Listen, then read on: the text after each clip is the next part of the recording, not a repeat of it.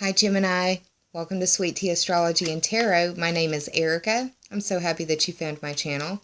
This is your May Full Moon Oracle card reading. I'm sorry it's getting out a little bit later to you than I intended. I was dealing with some outside construction going on, and the noise outside just wasn't conducive to recording. So the intent was there even if the timing is off a little bit. I'm doing this video to remind you or to give you guidance for the full moon in Scorpio. And that will be occurring on the 9th or 10th of May, depending on where you live on the planet. You'll be feeling the influence of that full moon in the 6th house, dealing with your work and health or the competency and skills that you bring to the services that you provide. It also deals with your daily agenda and your daily life. So there could be some illumination coming to you, probably from the depths, being drug up from the depths. Maybe emotions, dealing with the 6th house. The 6th house is also traditionally ruled by Virgo, so it may be involving or surrounding a Virgo in some way in your world.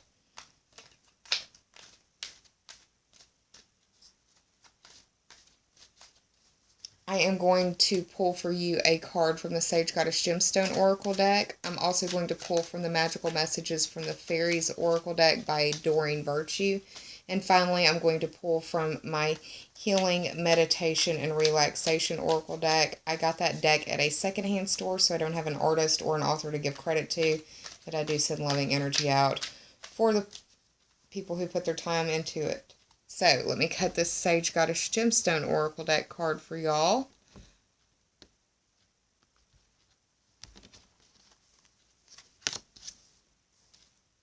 Now let's shuffle the Magical Messages from the Fairies Oracle deck by Doreen Virtue. This deck was a birthday present from some of my girlfriends.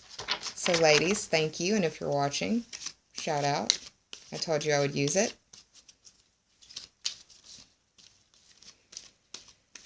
So Gemini, you've got Mars in your sign. Probably feeling a little aggressive, probably feeling a little anxious, probably feeling a little energetic, probably feeling a little pissy, irritated, mad, pissed off, and mad about it too for some of y'all. I would definitely recommend exercising if you haven't been doing that. It would help. Yoga, Tai Chi, martial arts, even better under the influence of this Scorpio full moon. Or hell, get in some hot water somewhere. Take a hot bath, hot shower. Let me cut this deck for y'all.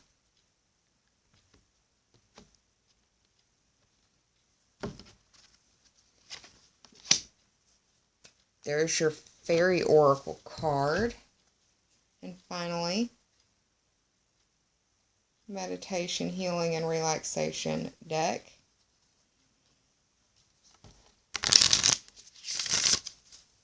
For my Gemini viewers and friends for this Scorpio full moon. I'm going to have your other videos, Astrology and Tarot, in the boxes in the information above.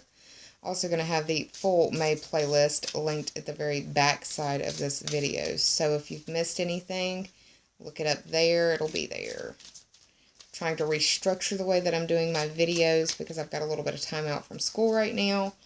And I actually created this channel this time last year on a whim and didn't really know what I was doing with it. So this is an ongoing experiment, evolution, and process. But I'm glad that you're here with me. Alright, Gemini. There is your final oracle card. What I'm going to do now is hit the pause button. I'm going to flip these cards over, do some meditation, and look at the astrology and try to give you the best guidance that I can with what has fallen before me. So hang tight, y'all. I'll be right back, y'all. Hey, Gemini. I'm back with your cards, so let's go ahead and get started. The Sage Goddess Gemstone Oracle card that I pulled for you is the Selenite card. And it deals with happiness, clarity, and peace. It can help heal and amplify the crown chakra vibrations.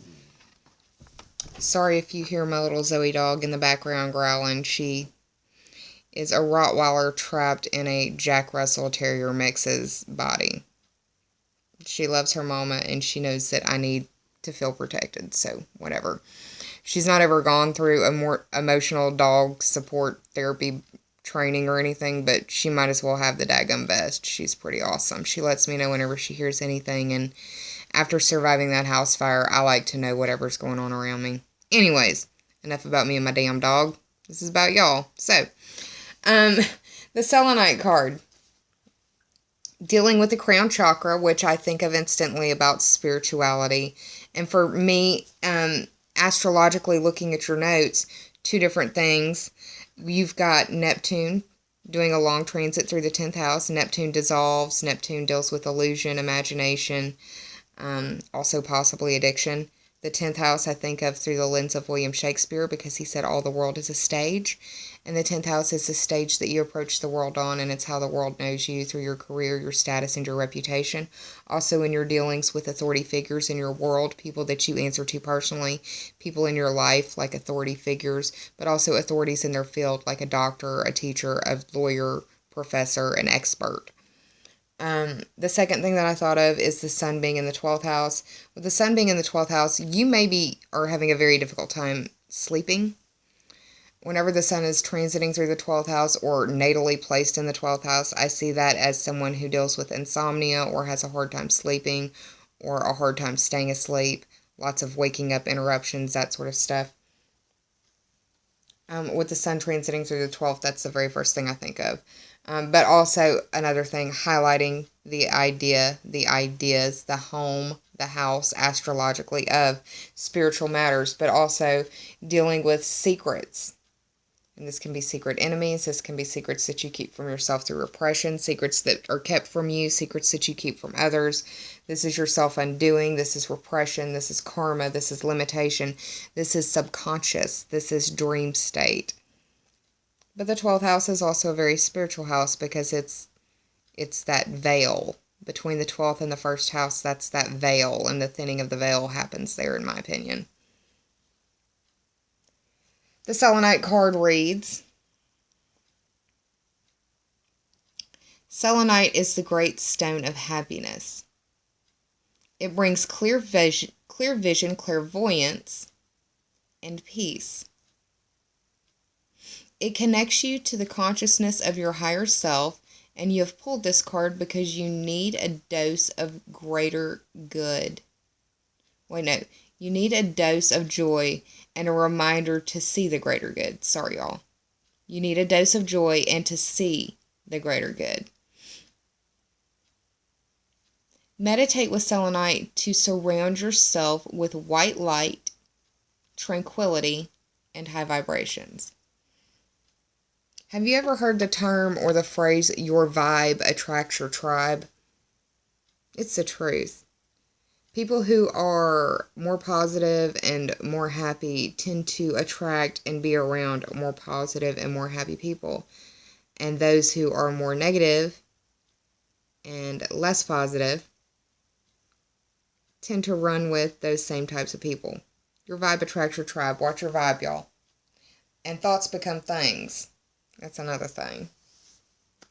Second card that I pulled for you from the Magical Messages from the Fairies Oracle deck by Doreen Virtue. This is the Children card, and it reads, your connection with children is part of your life's purpose. Now, before some of y'all start going off in the comments saying, I don't have children, I'm not planning on having children, this can be looked at in a couple of different ways. For those of you who are parents, yes, this is probably speaking to you in the fact of your children bringing you lessons in some way.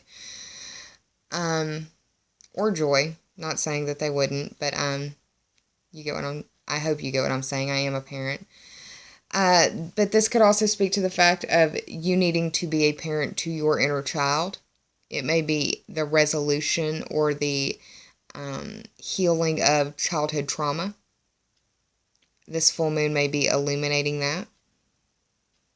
It could be that you are being a child advocate as well, where you are standing up for children and protecting them and saying what's going on in this area, this situation, X, Y, or Z, however you choose to fill in those blanks.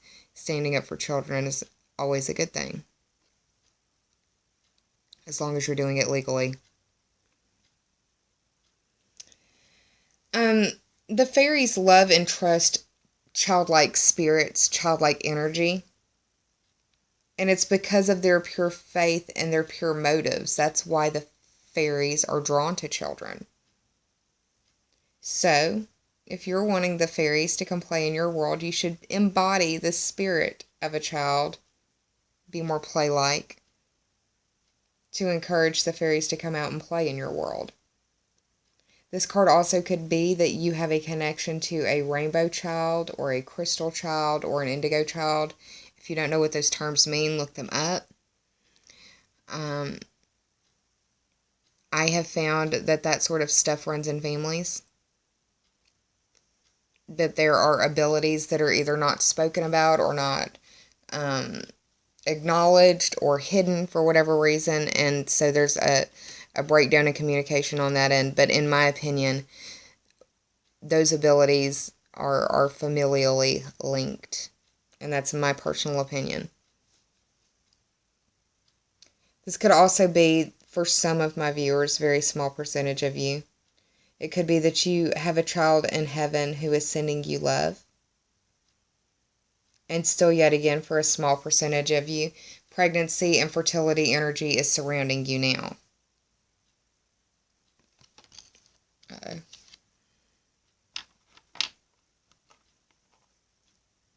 The final card that I pulled for you from my relaxation, meditation, and healing oracle deck is the kindness card. And it's something that I always close every one of my videos with, an encouragement for you to be kind to yourself and an encouragement for you to be kind to others, because we are all going through private battles that some of us never speak about to another living soul. There's a quote, and I do not remember who said it at the time. Maybe it's just a proverb. But I try my best to live through the lens of tiptoeing gently in the lives of others, because you really don't know what's going on in people's private worlds. Some people aren't open. Some people don't let you know what's going on. Sometimes you don't find out about it until the worst has happened. And being kind costs nothing. The kindness card reads, if you cultivate the virtue of loving kindness, it will benefit your relationship with others, allowing you to open your heart to loved ones and strangers alike. So to make your meditation more profound, repeat these mantras. May my loved ones, friends, and neighbors be free from suffering and pain. May all the creatures on the earth live in safety and security. May my daily activities contribute to the contentment, healing, and insight of others.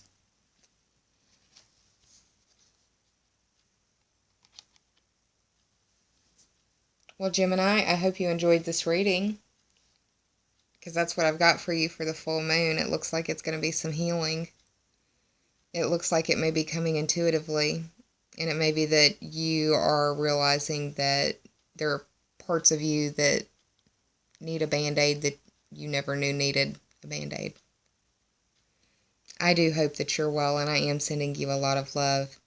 Hope you enjoyed this reading. If you did, please like, share, and subscribe, Gemini. And if you already have, I thank you from the bottom of my very grateful heart. I'm going to be around shortly for some more videos, but I've got to finish this series first. And it looks like I've got about 4 videos left to do, and I'm going to get them done today. Damn it. Anyways, thank you so much for being here. Please take care of yourself. Please be kind to yourself. And save some of that kindness for others, because we are going through private battles in our world that some of us may never speak about. And it really costs nothing for us to be kind, right? Take care, y'all. Namaste. I love y'all. And bye.